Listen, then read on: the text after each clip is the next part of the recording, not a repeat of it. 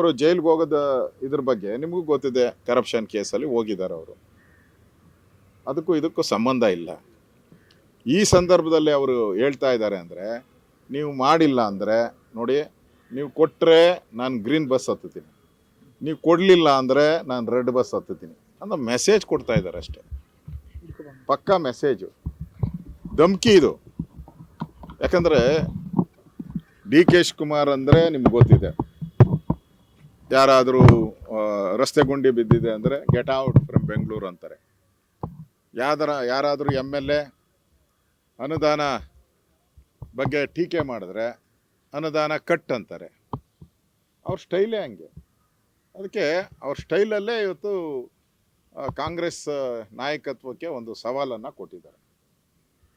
ಸವಾಲು ಸ್ವೀಕಾರ ಮಾಡೋದು ಬಿಡೋದು ಕಾಂಗ್ರೆಸ್ ಪಾರ್ಟಿಗೆ ಸಂಬಂಧಪಟ್ಟಿದ್ದು. ಆದರೆ ಅವರು ಹೇಳಿರೋ ಉದ್ದೇಶ ಅಧಿಕಾರ ಹಸ್ತಾಂತರದ ಒಂದು ಟೈಮ್ ಏನು ಬರ್ತಾ ಇದೆ, ಈಗ ಪವರ್ ಟ್ರಾನ್ಸ್ಫರ್ ಆಗುವಂಥದ್ದು, ಕ್ರಾಂತಿ ಆಗುವಂಥದ್ದು, ಇವೆಲ್ಲ ನವಂಬರಲ್ಲಿ ಆಗಬೇಕು. ನವಂಬರಲ್ಲೇ ಈ ಹೇಳಿಕೆಯನ್ನು ಕೊಟ್ಟಿದ್ದಾರೆ ಅಂದರೆ ಅದಕ್ಕೆ ಡಿ ಕೆ ಶಿವಕುಮಾರ್ ಯಾವುದೂ ಅರ್ಥ ಇಲ್ದಿರ ಮಾಡಲ್ಲ.